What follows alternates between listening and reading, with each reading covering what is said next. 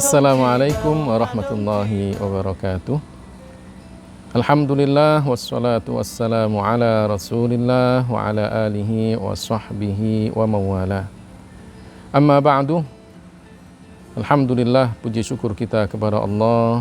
Salawat dan salam semoga tercurahkan kepada baginda kita Nabi besar Muhammad sallallahu alaihi wasallam. Insan Bini Khalif dimanapun Anda berada, selamat siang, selamat menunaikan ibadah puasa. Semoga kita tetap semangat, menggapai rahmat, mendapatkan pahala yang berlipat. Kita tahu bahwa di dalam bulan puasa ini ada satu ibadah yang khusus, yaitu ibadah tarawih, salat sunnah tarawih. Salat sunnah tarawih ini pada dasarnya adalah bagian dari salat qiyamul lail, salat pada malam hari. Dan salat sunnah pada malam hari adalah sebaik-baik salat setelah salat 5 waktu. Biasanya salat qiyamul lail dilakukan pada malam hari setelah salat isya. Bisa langsung dilakukan setelah salat isya, bisa juga setelah bangun tidur pada malam hari. Dan jika dilakukan setelah orang itu bangun tidur pada malam hari, maka sholat malam itu dinamakan dengan sholat tahajud. Insan Bini Khalif yang dimuliakan oleh Allah Subhanahu wa Ta'ala, sholat tarawih ini dulu dilakukan oleh Rasulullah Sallallahu Alaihi Wasallam setelah sholat isya. Beliau datang ke masjid, sahabat-sahabatnya pun juga datang ke masjid. Tapi beliau dan para sahabatnya ketika itu melakukannya dengan sendiri-sendiri, tidak berjamaah. Kapan sholat tarawih ini mulai dilakukan dengan berjamaah? Ketika masa Khalifah Umar bin Khattab.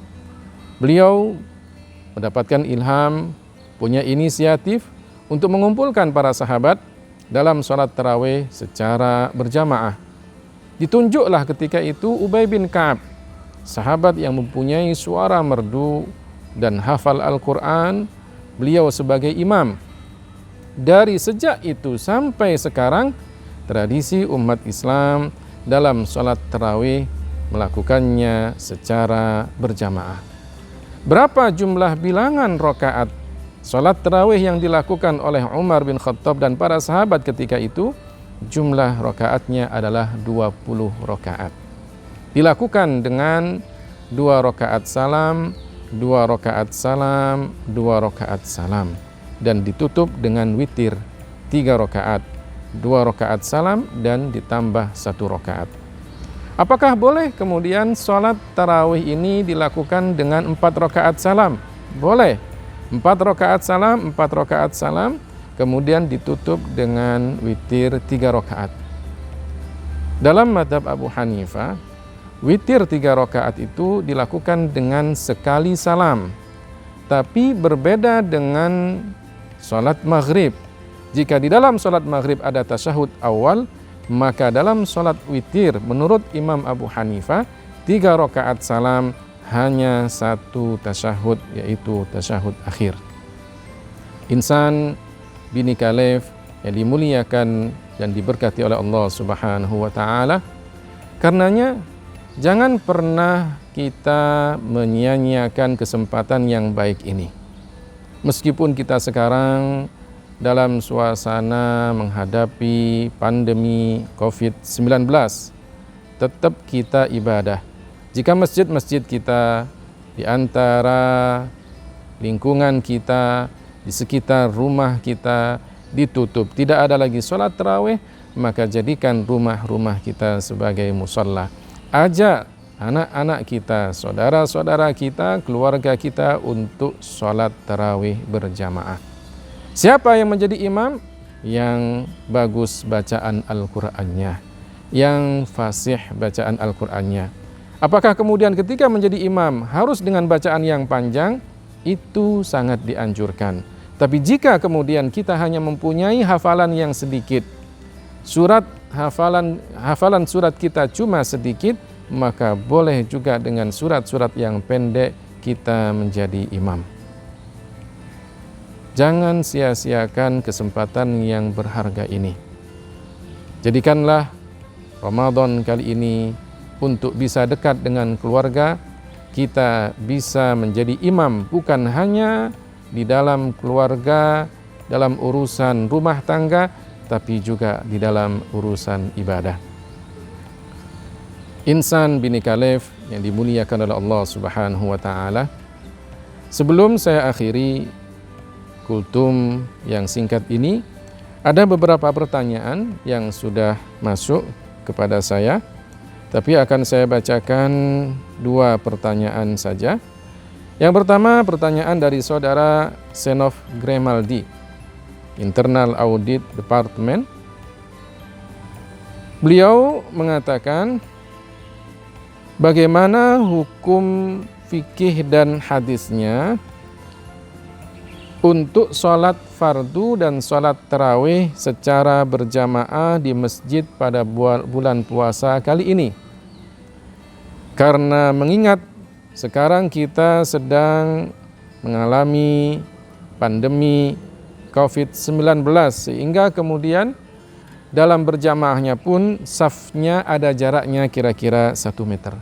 Apa hukum sholat yang mereka lakukan? Jawabnya bahwa sholat dengan berjamaah ada fadilahnya. Dan kemudian sholat dengan shaf yang rapat juga merupakan kesempurnaan ibadah sholat. Rasulullah SAW di dalam hadis riwayat Al-Imam Al-Bukhari, beliau bersabda, "Sawwu sufufakum fa inna taswiyatas shaffi min tamamis shalah."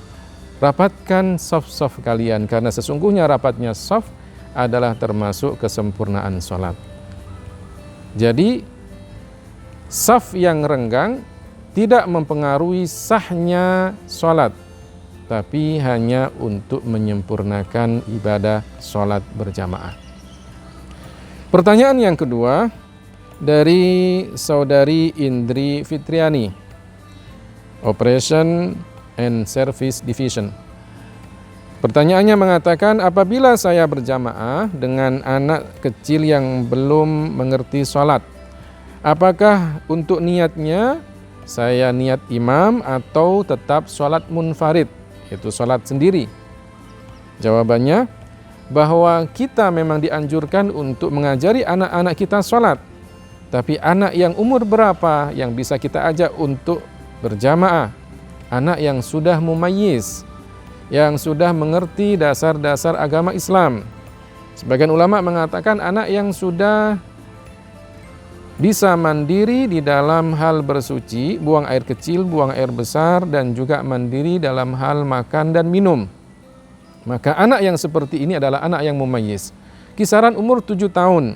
Sebagaimana yang disebutkan di dalam hadis Rasulullah SAW, muru auladakum bis salati wahum abna'u sab'in.